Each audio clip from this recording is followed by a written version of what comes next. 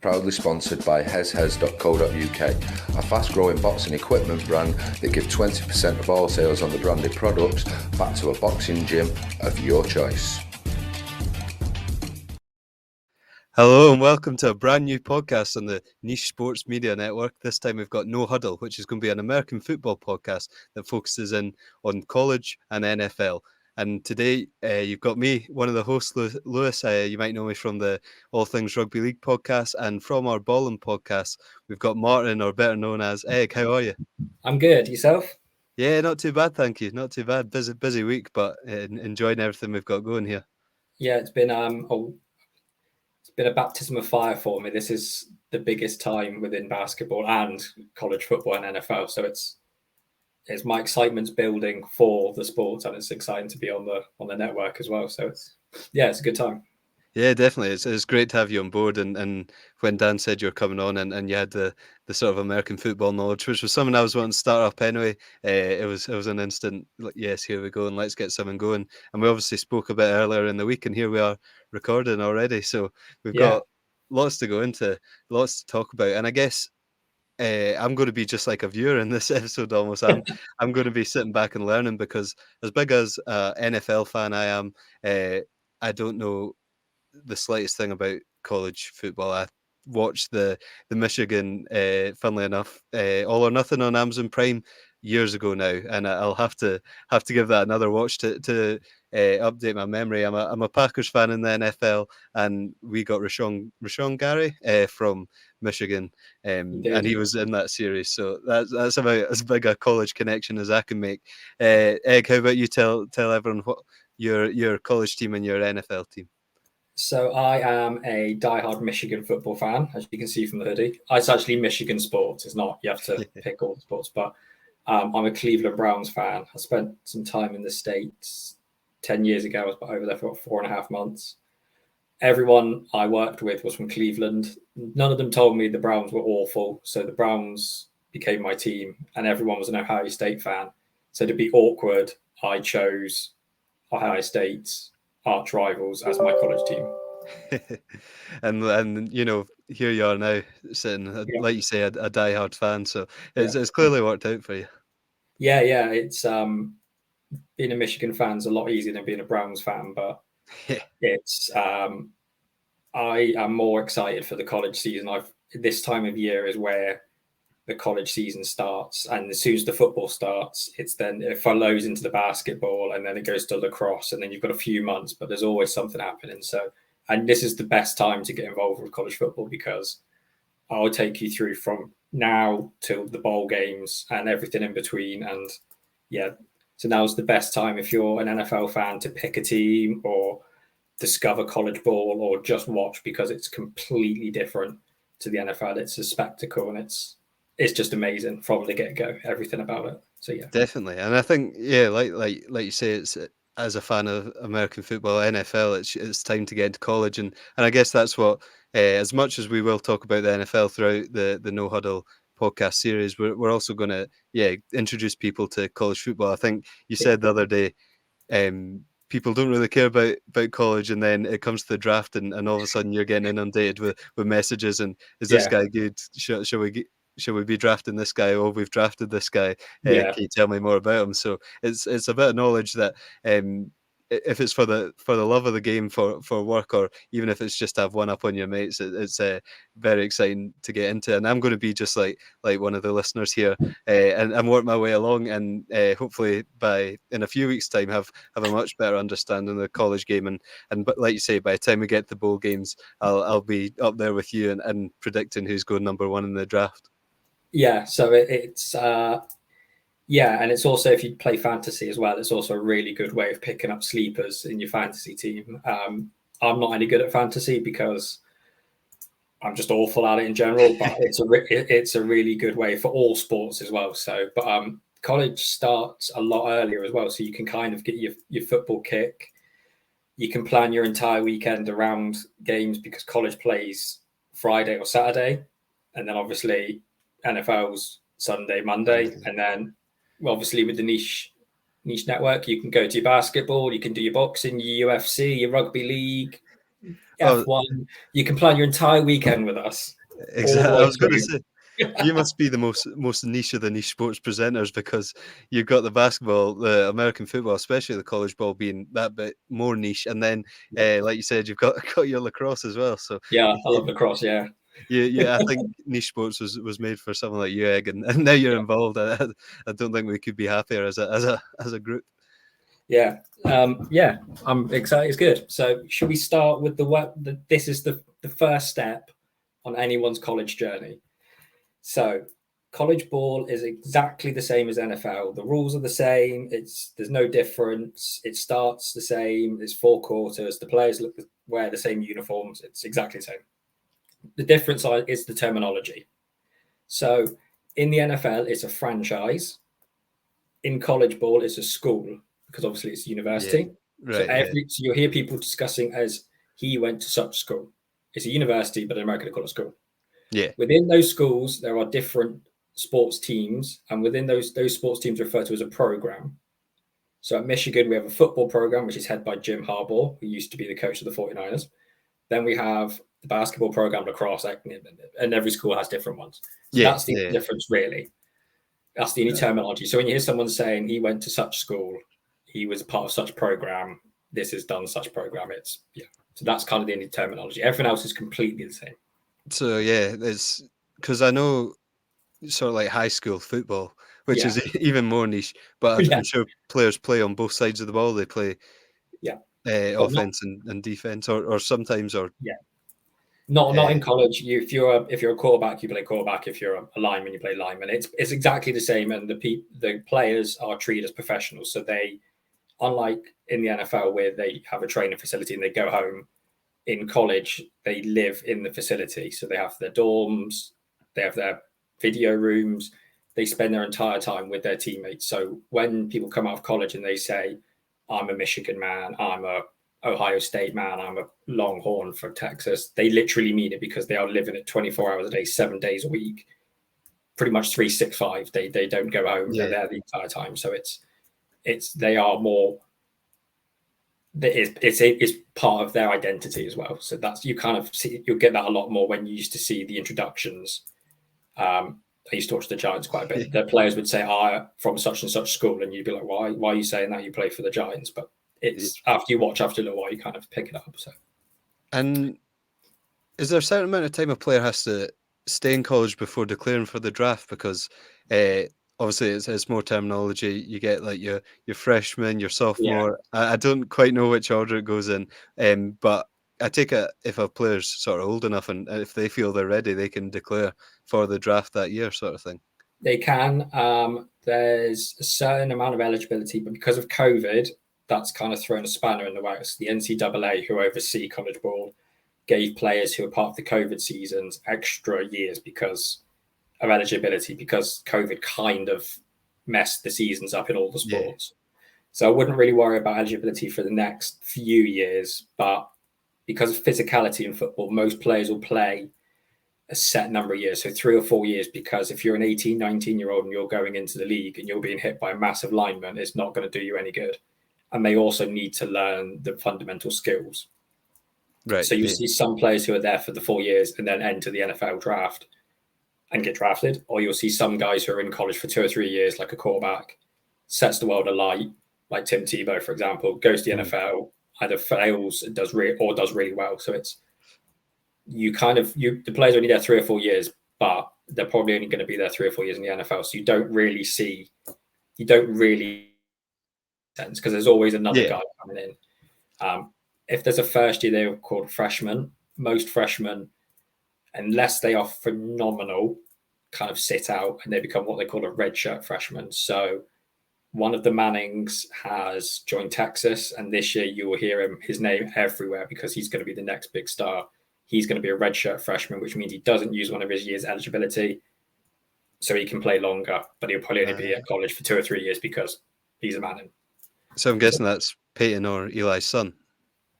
I think it's their brother. I can't remember his name, but it's obviously the Manning dynasty. So it's kind of, he's gone to Texas, whereas the rest of the Mannings went to Ole Miss, or Peyton went to Tennessee. Right. So it's a new school within the Peyton kind of dynasty, within the Manning dynasty, so to speak. So yeah, I'm really excited there's for no Union College at the minute. You'll hear them a lot. Yeah. So yeah, I'm really excited to be able to do exactly what you just do and went, yeah, this player went to this college and just know that information. That's one of the things I'm sort of while I'm learning along with you here. And, you know, it'll be especially as we get into the NFL season as well. And we're talking about, you know, certain players and we'll be like, oh yeah, that person went to this college or school sort of thing. So I'm really excited for that as well. Just sort of seeing you do it. But I guess one of the other things, you know, you've told your story of how you became a Michigan fan, and I guess if you go to a school, you're going to be a fan of that school's football team, like you said, lacrosse team, basketball team, all the different options. Is that mostly how people get supporting a college team? So in America, within the Northeast, there's obviously an abundance of professional teams, whether NBA, NHL, baseball, whatever. As you go further out, those teams become less and less. So when you get to the south of like the southern states, that's where you get your people who are diehard fans. Yeah. Normally, to become a fan, you either have there's one or two or three routes. So you either go to that university yourself, so you do a degree there. So say you go to I'm just looking at Jacksonville State, for example, or a little school. You go to Jacksonville State, you do your degree, you then become a Jacksonville State fan for the rest of your life. Yeah. Your family you're born into it. So Casey Smith, who's part of the Unnecessary Roughness podcast for Barstool Sports, which is amazing. She was born into a Texas A&M family and literally had no choice but to go to Texas A&M as her university because her family wouldn't spoke to her otherwise. So she's a Texas A&M fan. That's kind of how she becomes a Texas A&M fan. Or you live in a state and you don't go to school. You basically work like you leave school like we would. Yeah. And you then support your state or your closest big school. So say if you're born in like Ohio and you live near Cincinnati, you become a Cincinnati fan. If you're born near Columbus, you become an Ohio State fan. That's kind of the main route. But in the UK, obviously, it's a bit different. Unless you go to university in America, you kind of either have to pick your own team, whatever reason you want to use. So you could pick the closest team to your NFL franchise. If you've got an NFL team, a team you like the nickname of. If you've been to America, there's not really any reason. You've kind of got a blank slate, which is great. So you can kind of pick whoever you want. If you're like me and you follow the Browns and you had zero success, you can be a Michigan fan and have a modicum of success. Yeah. If you're an Atlanta Falcons fan, you have no success with the Falcons. You could be a Georgia fan, who are the current national champions. So it's as and what you want, really. My only tip would be to pick a team that is average at the minute and kind of go on that journey to success. Don't pick someone who's really good at the minute because the only way they're going to go is down. So, yeah. Perfect. Yeah. So there's obviously an abundance of college football teams. And as I think I said this to you the other day, it's probably one of the reasons I've not gone to college ball, because you watch the NFL, there's 32 teams. You can know enough about each team to know what's going to happen each week or have a rough idea of how a season will play out. And then there's college, and I can't remember, you said a number of teams, and it's daunting. There's 133 teams currently in Division 1 NCAA, which is what we're talking about. Yeah. Is split in two. So the FBS, which is the biggest schools, which is the schools we'll speak about because they're the biggest ones, they're the ones that kind of matter, and they kind of feed the most players into the NFL. There's 133 schools within that, and they are split up into 10 conferences. Now, we're not going to discuss every conference. Within that conference is what's known as the Power 5 conferences. And within those Power 5, there's only really 4 or 5. There's only really 3 or 4 worth talking about. Yeah. Because they're the biggest ones. There may be times where I discuss stuff from other schools and other things because players kind of come from everywhere. But to start with, we'll discuss the 3 big conferences, which is Big Ten, which is where Michigan play, the SEC, which is the big daddy, that is the biggest, that basically could rival the NFL, and the ACC, which is the closest time-wise to us. It's Florida. Is kind of close, but there is the Pac-12, which is the Seattle side.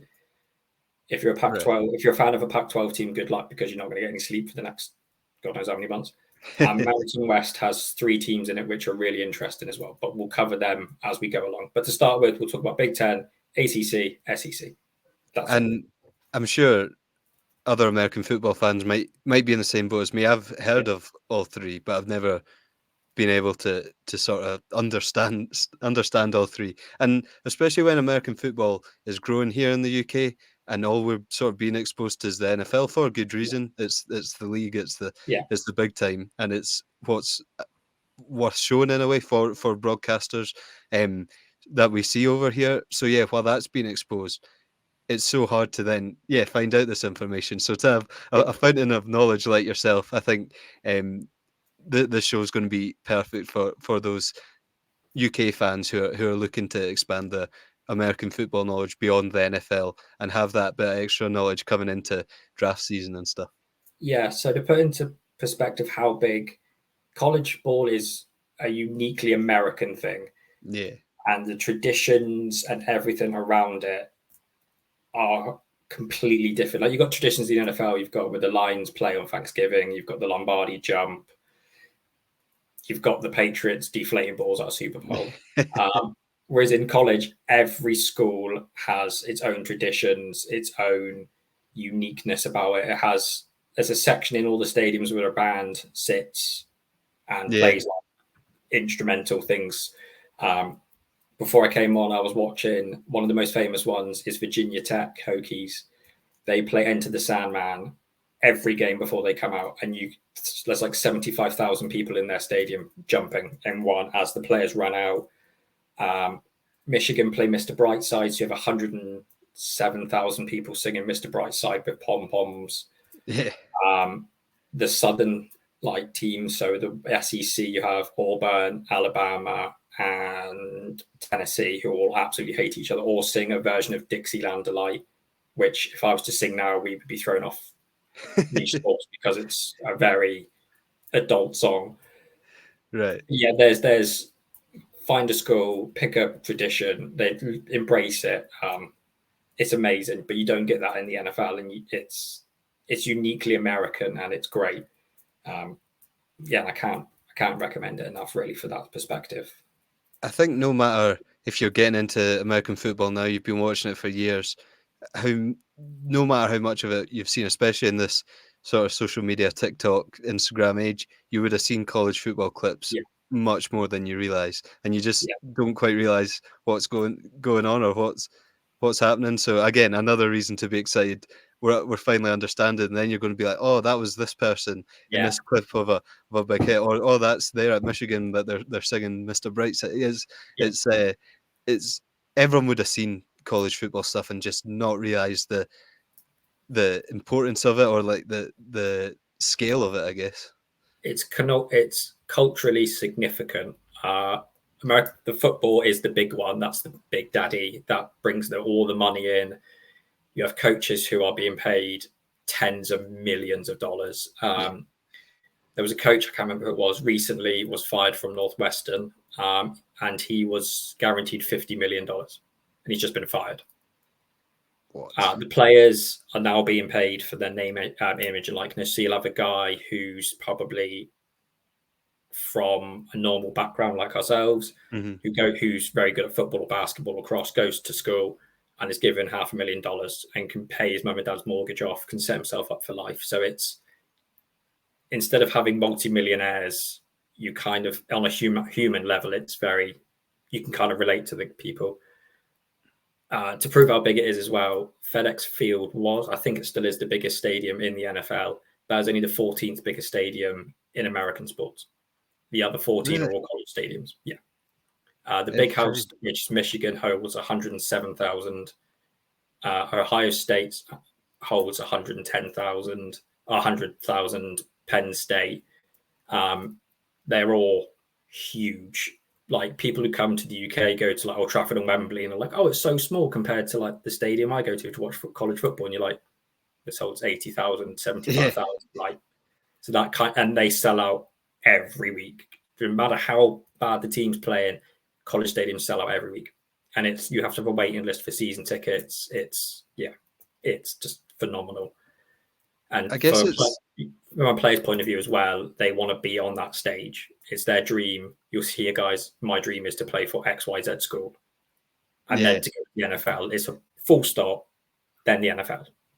Then exactly. I guess it's like you said, so many people are born into it. So if you're born into a diehard, like you said, Texas A&M family, you become a diehard Texas A&M fan. You bring someone into a diehard Texas A&M family. So it's just getting bigger and bigger from that side of things as well. And then as the football's getting better, and because you find out about these big talents through the draft if you're just an NFL fan.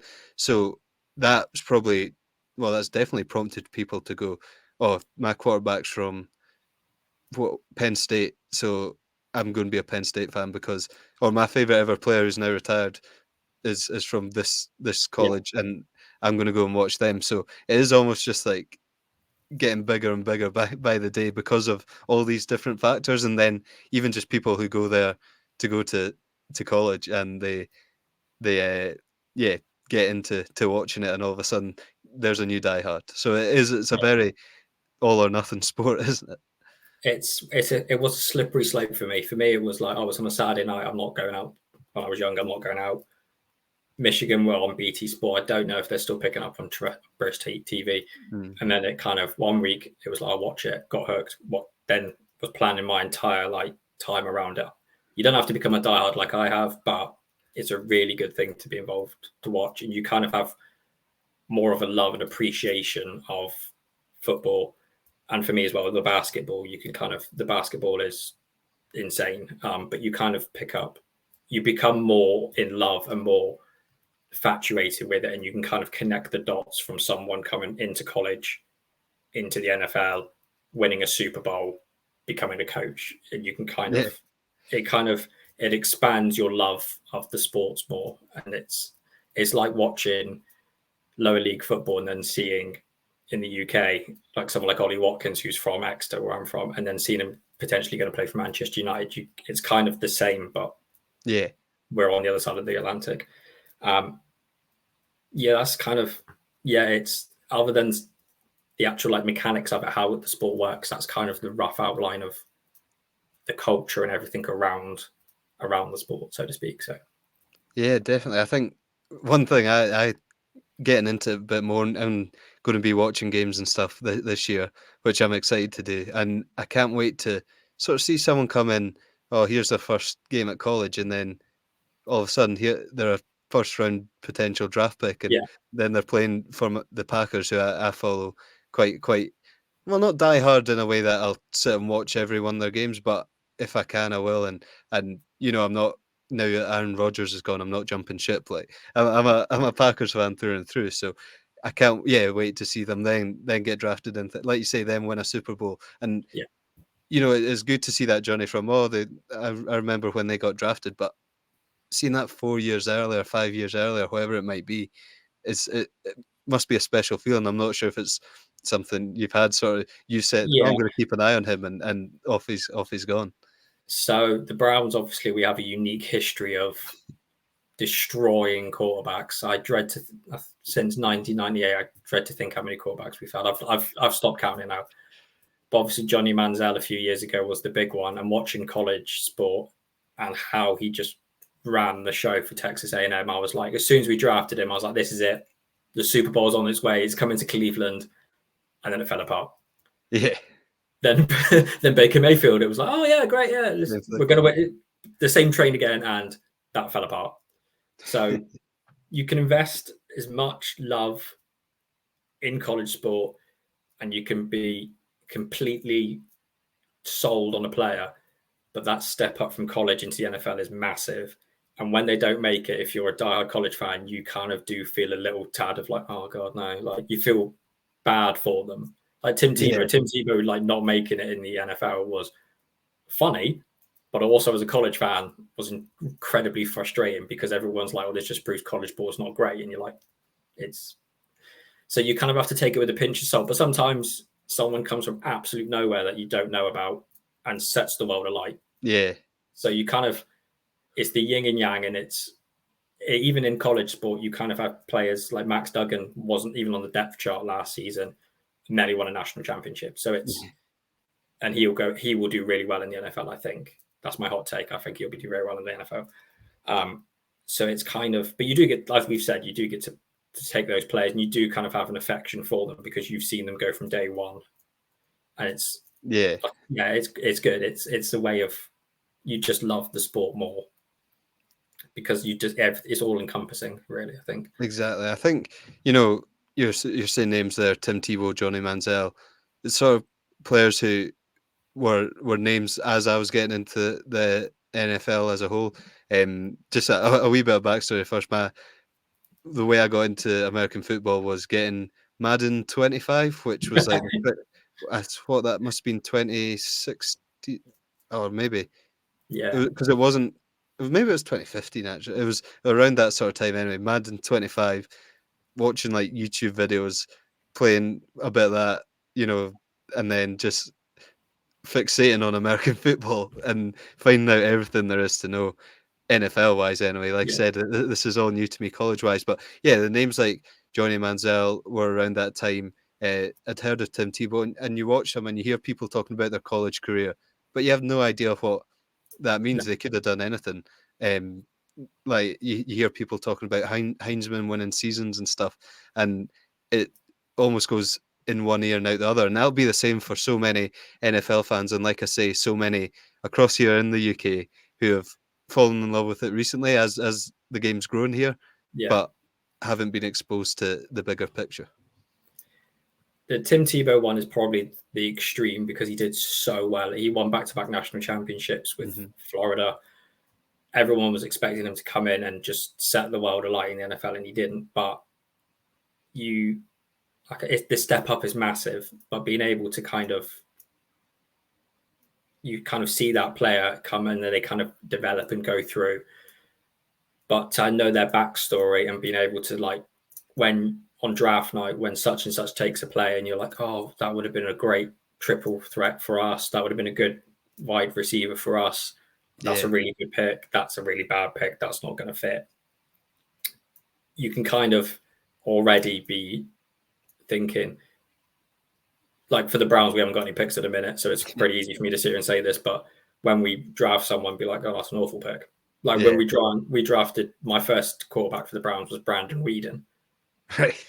And he played college baseball, which shows kind of what was happening at the Browns at that time. So you're able to kind of already become disheartened with your season or excited. So you can take it and then become excited for your team, your NFL team on a Sunday, or you can kind of already think season over. Let's tank and get number one pick next year. Yeah.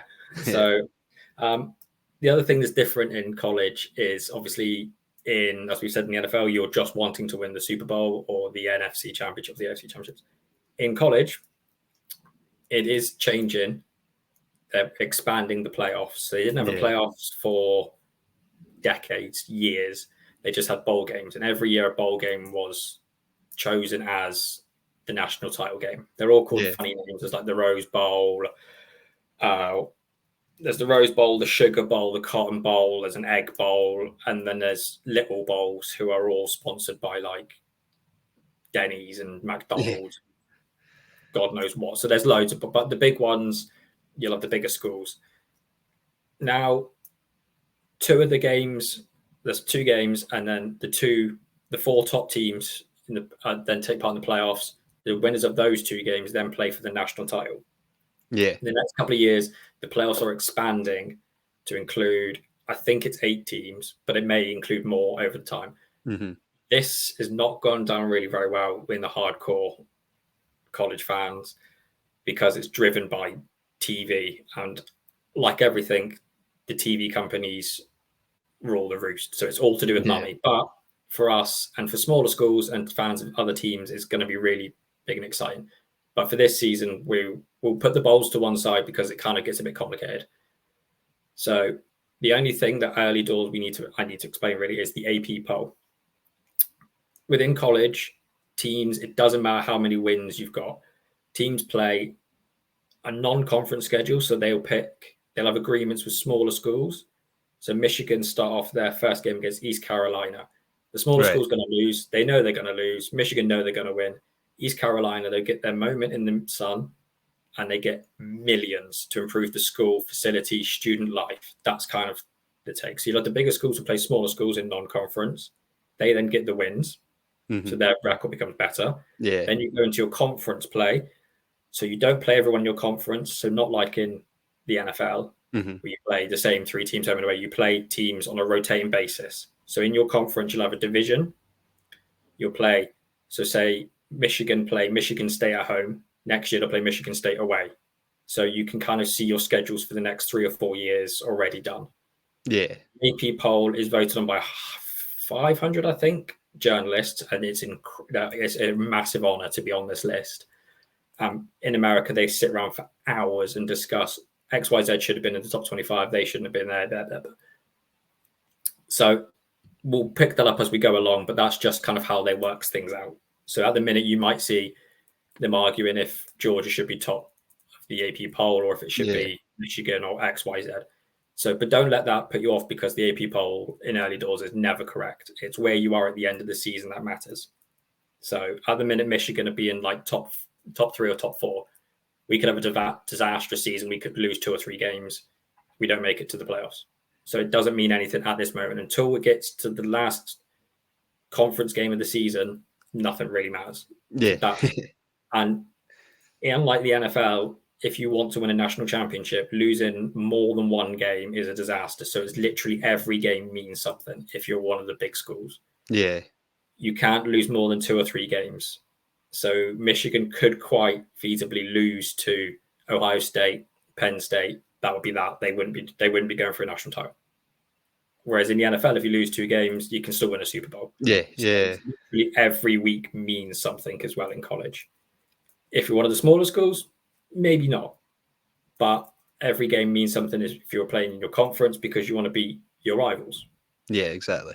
So that kind of makes the passion a bit higher. So I'll explain as we go along, because I'll kind of dip into the 3 conferences now, and I'll kind of explain why every game matters, because you don't want to lose to your nearest and dearest. Not because it's horrendous. No, exactly. It's really interesting. Like I've said a couple of times now, I'm just like a viewer here. I'm listening and just learning. But no, it's like you say, it's every game means something. I think on that All or Nothing with Michigan, they showed the game against Michigan State, and like we were speaking about earlier with the fans and stuff, and then the actual game itself, it's just utter madness. So Michigan State is pretty unique because the schools are only an hour apart. So Ann Arbor, which is where Michigan is, and then I can't remember where Michigan State play. They're about an hour, 45 minutes apart. Michigan refer to Michigan State as our little brother. Yeah. They don't like that. Michigan is a football school. Michigan State is a basketball school. Recently, there was a shooting at Michigan State, which is horrendous. There was a lot of people sadly lost their lives. Michigan and Michigan State played each other in basketball, and for the only time I've ever seen, the hatred and everything was put to one side, and it was great. Yeah. But recently, within the football, it has got quite toxic. So this year, it's at Michigan State, I think, and there's a lot of worry that the 2 teams don't like each other, not just fans. The actual players don't like each other. There's been fights, like we literally hate each other, but they're not our biggest rival. I would quite happily lose to Michigan State as long as we beat Ohio State. That is one of the top 3 biggest games in football, not college, the whole sport. 107,000 at the Big House. They have 100,000 at the Horseshoe, or whatever their stadium's called. And it sells out weeks in advance. It's prime time. It's normally, because it's in the middle of winter, it's normally minus something ridiculous. There's no roof on either stadium. No. People are there for hours. And if you win, it makes your season. We haven't lost to Ohio State in the last 9 years. Oh, really? And the time we do lose to Ohio State is going to be devastating because the rivalry is that intense. Yeah. you'll see as I go through, you'll see a lot of other conferences. So in the SEC, if you're a member of if you're a fan of an SEC school, and some of the SEC is doing well, you'll then try and back the SEC school. That doesn't happen in the Big Ten. We all absolutely hate each other. So what I'll do is I'll go through the conferences now because I'm kind of dotting all over the place. Yeah, of course. So I'll start with the SEC. SEC is the big daddy. SEC stands for Southeastern Conference. As it says on the tin, it basically encompasses schools who are in the southeast of the country. There's a lot of schools in that and states who don't have professional teams. So Mississippi doesn't have a professional team. Alabama hasn't got a professional team. So those schools and the people who live there are diehards. That's their team. That's their school. They turn up, rain, snow, shine if they win or lose. Georgia in the SEC, they are currently 2-time national champions. They could, if they win this year, they would be the first team to win 3 national titles back-to-back in the AP poll era, which is now close to 100 years. Right. Jeez. They are phenomenal. They are, they've drafted 8 Georgia players who are in the NFL this year were drafted, and it'll probably be the same next year. They are phenomenal. They're a machine. I wouldn't be surprised if they do win another title. But also, you have Alabama, who are the most successful team in college ball. Yeah. They're called the Crimson Tide. They play the Iron Bowl against their in-state rivals, Auburn, which is also one of the biggest rivals, biggest rival games. They don't like each other. But Alabama are one of the biggest. They're one of the biggest names. They're a bit like the Patriots. They've won a lot. But their coach has been around forever. He's going to the Hall of Fame. Florida won back-to-back titles under Tim Tebow, as we discussed, kind of going for a little bit of a resurgence. If you've been to Florida on holiday as well, top team to support. They play at a stadium called the Swamp. You get a lot of interesting stadium names. They call the Alligators. They're great. Their fans are very proud as well of the SEC. You'll hear SEC chants at their games. There's a lot of teams in there. Every week there's a rivalry. It's a really good conference. I watch the SEC, even though I'm not an SEC fan, because the spectacle and the traditions and everything around it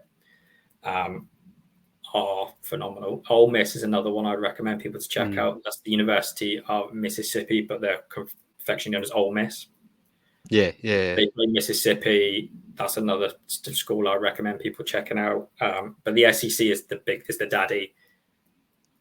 That's, if I could take Michigan out of Big Ten and put them in a conference, it would be the SEC. So that's the school. That's the conference people should check out when they're trying to just think about their team, really. Am I right in saying with Ole Miss, this is going completely off topic and a bit mainstream for niche sports, but The Blind Side, the film. Yes. Is it not Ole Miss that they... Yeah. There's some controversy around and they try to get Big Mike to go to Ole Miss and then Ole Miss, because they're like investors and stuff like that. And their school chant is called Hotty Totty, and it's one of the most southern things I think you can sing.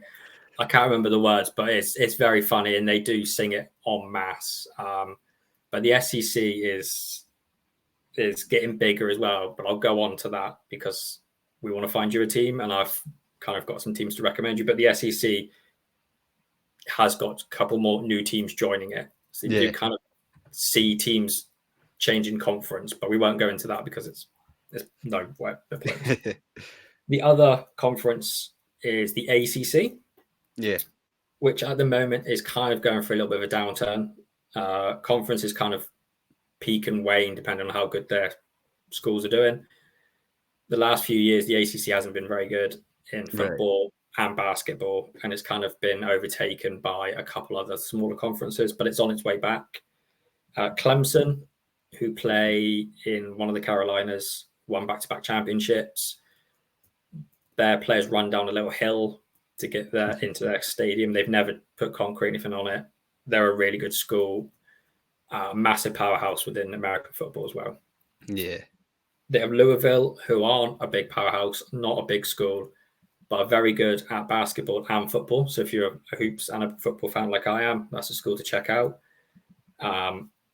They've had, I think Teddy Bridgewater may have gone there. I can't remember off the top of my head, but they're a really good school, really interesting. They play near Kentucky. Florida State are huge. They play in the ACC, whereas Florida play in the SEC. Yeah. So they don't play each other very much, and they're not rivals, which is very confusing. Florida State's main rivals are Miami, but Florida State are on their way back, and I think in the next few years could challenge for a national title. They're one to look out for. And as I've said, Virginia Tech, Enter the Sandman. If you're a Metallica fan, Virginia Tech, not a big school, not going to ever win a national championship, but great uniforms, great stadium, great fans. If I wasn't a Michigan fan, that would probably be the other one I would. That's like another one of those things everyone's bound to have seen on social media or like TikTok, Instagram. That entrance with Enter the Sandman is it's iconic. It's iconic. Exactly. Someone told me once, I don't know how true this is, but they had to redo the foundations on part of the stadium because they were starting to crack because the people were jumping so much. I don't know how true that is. That might be a myth, but it would make sense, to be fair. That's a pretty cool story. They also think they're in the same division as Virginia, and they play a really big rivalry game. But yeah, they're a really good school. They're one I recommend. And then last but not least, the main conference, just because Michigan are in it, the Big Ten. The Big Ten doesn't have 10 schools in it. They've just never changed the name. There's also a conference called the Big 12, which doesn't have 12 schools in it. So just ignore the numbers. Helpful. Right. This is helpful, yeah. Yeah, I do like to say to people, they play in the Big Ten and then they go, but there's more than 10 schools. Yeah, don't worry about it. The Big Ten is predominantly the Northeast and the Midwest. The schools are massive. Penn State, Ohio State, Michigan, 3 biggest stadiums, 3 biggest fan bases, huge. But you also have a lot of smaller schools in it who are also just as big, smaller schools who are just as big. Ohio State are continuously ranked top 5, huge support. Probably will start challenging for a national title again soon. Made it to the playoffs this year. Yeah. Lost, which was hilarious. Penn State are also big. They've had some controversy over the last few years. They didn't play in a lot of bowl games. The school has had to kind of rebrand itself, but they are back. They are another school that I think will be there or thereabouts. Their fans wear all white sometimes, so you have 100,000 people all wearing white. And it's really intimidating. They sing that zombie song. I can't remember. Yeah. They sing that. We have 110,000 people like chanting, "Go Penn State." And then you also have Michigan, who I might love. I don't know why you wouldn't choose not to be a Michigan fan, to be honest. But we have Jim Harbaugh, who was a coach in the NFL. We're kind of on the wane a little bit. This season, it's either win a national championship or it's going to be kind of famine for us for a few years. Right. But yeah, that's kind of the big ones. There are other schools in it. There's Rutgers, who play in New Jersey, so that's not far from New York. So you could double up if you go to New York. There's Michigan State, who play really good at basketball. There's Wisconsin. There's Nebraska. The dynamics and the differences between the areas and the schools is quite big within the Big Ten.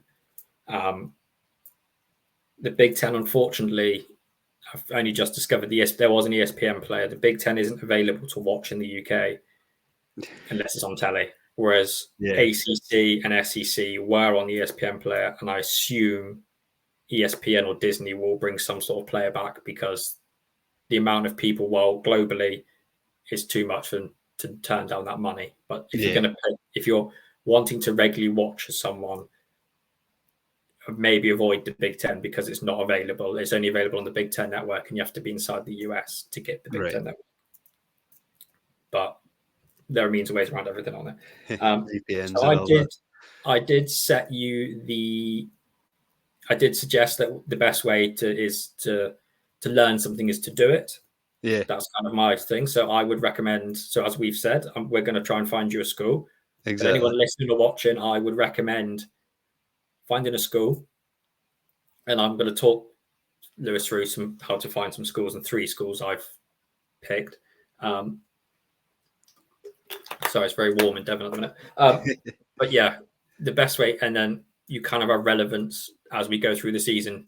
to what we're talking about. Because if you don't really have a school or someone you're rooting for, we're just waffling and it doesn't really Exactly. Also, if you pick a school and you can then come on Twitter, or you can give me and Lewis banter, and then we can give you banter back, and then we start to, everything increases and everyone has a lot more fun. Exactly. It's what we're wanting. We're wanting that interaction where you're here to teach and we're here to learn. Like I say, I'm just another viewer at this stage of things, and I'm excited to see hopefully other people going out doing the same thing, picking a school, coming back to us, interacting, never know, getting you on the pod, sort of, maybe we do watch alongs, that sort of thing. There's so much to be done with it, and it's an exciting start. So yeah, bring it on. I'm ready to get my school. And you'll find as well, there are UK supporters clubs at schools, there isn't one for Michigan, but there's UK Longhorns, UK and Ireland Longhorns, which is Texas. Yeah. There's UK Bearcats, and there's a really big Georgia fan as well in the UK. But you'll find people who support schools all over the shop. There's someone I know, Boise State are another school. There's a lot of Boise State fans. They play on Blue AstroTurf. Yes, I've seen that. Yeah, that's probably like my second team, but just you'll find people online, even if they're in America. It's great. The banter, it's great. So I've come up with sort of 3 schools, but there's an asterisk. Right. So the first school I've come up with, obviously being a Green Bay fan, Green Bay playing Wisconsin. Exactly. So you could be a Wisconsin fan. Wisconsin are known as the Badgers. No idea why. It's not bad. Not a bad name. They've got a decent mascot. He's quite lovable. They finished with a 7-6 record last season. So they were the winning record. Didn't make up to a bowl game, but they're a massive school, really good at basketball, really good at a lot of other sports. They play at the Camp Randall Stadium, which holds 75,000. Which is not bad. They finished. In their tradition, which is actually pretty kick-ass, between the third and the fourth quarter, they play jump around by House of Pain. Without fail, and that's another one to go Google as well and watch on YouTube. Yeah, they play that without fail, and Wisconsin is freezing. You can see the steam coming off the fans. But they're a really good school. With the 34 bowl games, 119, so quite successful. It's not bad. No.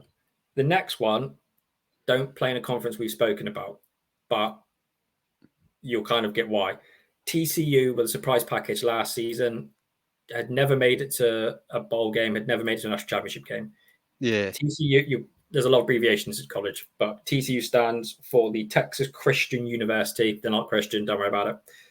They made it to the national championship game, lost, beat Michigan. We're not going to go into that. But they're a very good program. They're always ranked top 25. Smaller school, but good. They're called the Horned Frogs, which is an interesting nickname. They play in purple, silver. Their uniforms are great. Definite school to watch out for. Definite school to consider. It was pretty impossible to miss them last year, wasn't it? I was just going to say, even I knew that without having college ball experiences, it was impossible to miss TCU and the Horned Frogs and the purple and everything, and then getting to the national championship game was almost worldwide news. It ruined my New Year's because I went into the playoffs thinking, great, give it a TCU.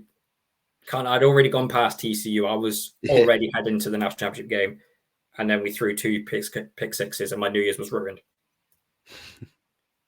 Anyway, good luck. TCU, fair play. They did well. We're going to gloss over that. Lastly, and this is where the asterisk comes in.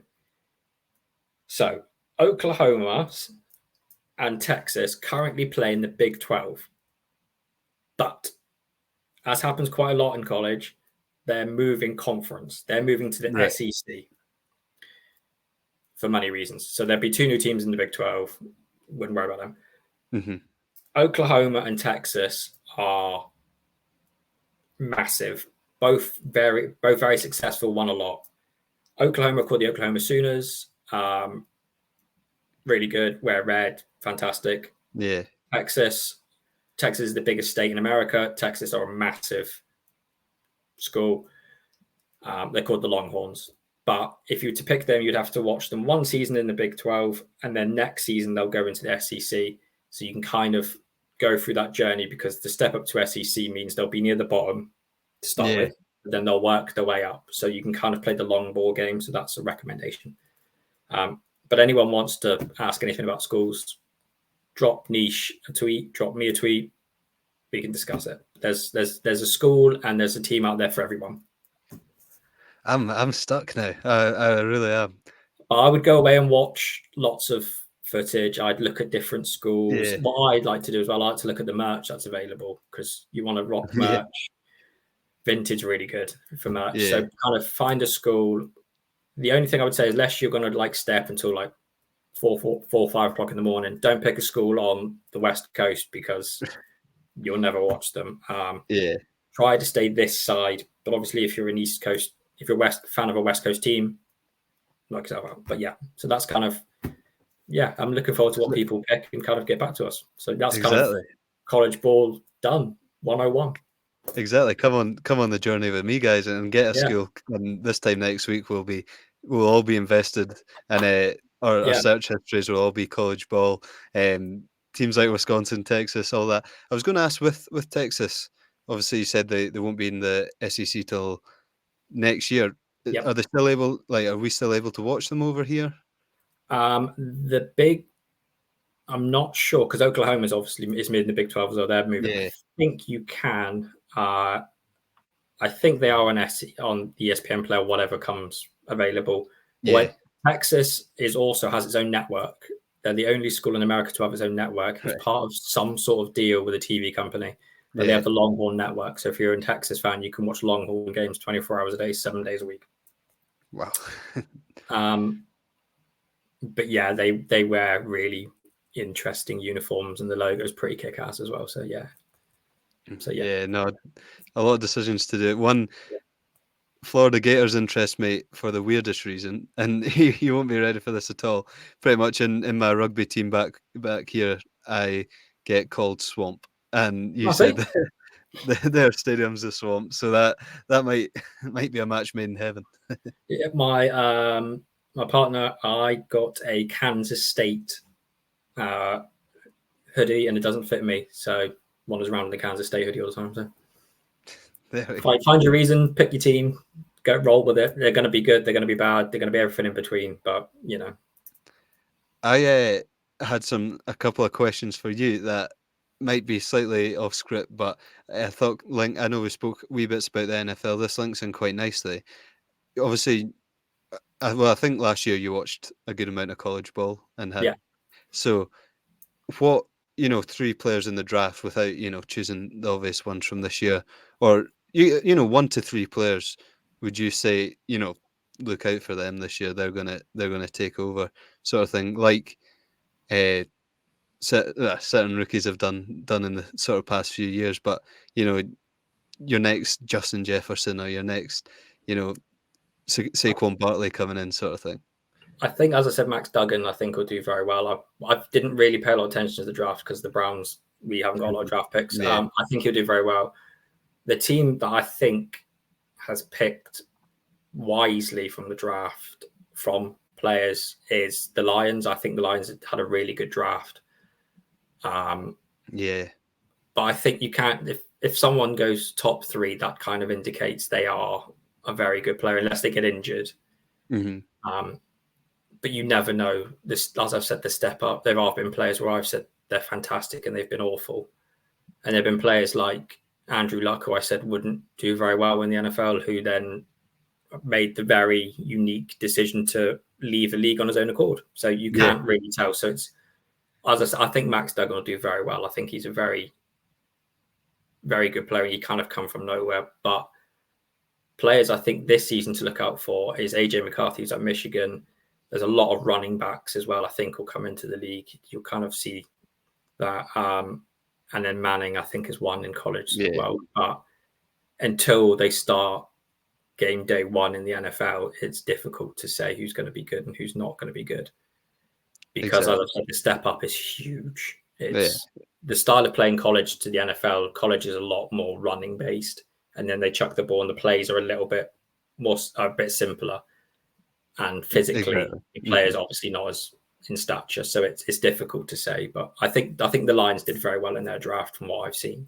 So Yeah, no, there's definitely some exciting names coming in this year. yeah, I guess like as we go throughout the college and the NFL season, different episodes we can dive into different teams a bit more, and depending on what's going on that week. So I'm excited just to get going. I'd film every night if we could, but unfortunately we don't have that luxury, or there's maybe not quite enough going on. But definitely some very exciting things to be happening here on No Huddle.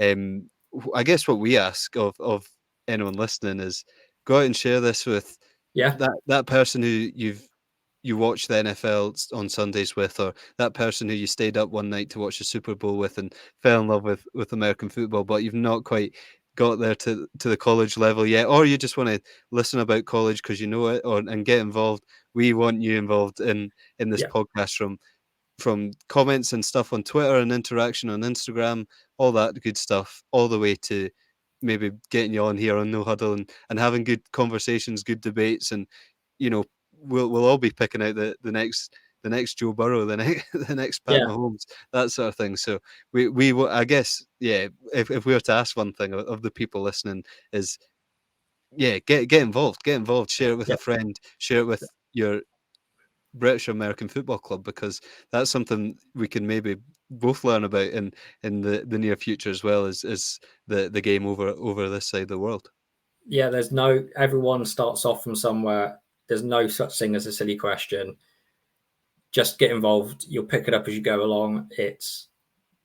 College you don't have to be as diehard as I am. You can kind of just pick a school and roll with it. And your NFL team's your bigger one. I've got friends who are NFL fans, diehards, who don't watch college, and it blows my mind. Yeah. It becomes, as I said, it becomes all encompassing. But yeah, please do message us. This podcast is nothing without you guys. To kind of steer it, let us know what you want us to talk about. If we're talking too much about our own teams, if we're not talking too much about your team, if I'm bashing Ohio State too much, not enough, if there's something you want us to talk about, we're here to be guided by you guys. So, please do tweet us, do send us messages, do whatever, even if it's just to tell me I'm an idiot. That's engagement. I'm more than happy with that. But yeah, definitely, it's your podcast. We just host it. I think that's the takeaway. It's your Starship Enterprise. We're just directing it at the time. Exactly. Exactly. So we want to get everyone involved as much as possible. I love the way the sport's growing. You love the way the sport's growing. And let's make it more than, oh, look, the NFL's over here in the UK. Let's really bring the whole sport of American football, the college game, and like I say, anything in between. We'll talk about it. We'll get involved. We'll interact with stuff on Twitter. So get in touch if anyone wants to get involved in any way. And we hope you enjoyed the episode. Yeah, and I can't wait for the next one. We're recording Ball In tomorrow night as well. So if anyone has anything for Ball In ever, even if it's not UK basketball, please do get in touch. I cannot wait for the NFL and the college season to start. This is going to be phenomenal. Yeah, no, exactly. It's that extra bit of interaction, that extra bit of getting involved, and it makes you fall in love with the game that bit more. So yeah, definitely, I can't wait for it to get started, and I can't wait to let you know this time next week what team is my team. Oh, I'm buzzing already. I want to know who it is, because if it's someone in the Big Ten, obviously we've got that going up. But no pressure. Pick who you want, mate. It's going to be. I'll keep you on edge. I'll keep you on edge. Go into it with an open mind. But yeah, and also let me know anyone else who I've said. Just let me know who you've picked, because I'll either tell you you're good, bad, ugly, whatever. Just get involved, please. Yeah, definitely. And perfect. So that's episode 1 in the books. We hope you enjoyed. Like we said, any feedback, recommendations, anything, we're all ears. So Egg, Martin, thank you very much for joining, and really looking forward to No Huddle in the future. Yeah, can't wait.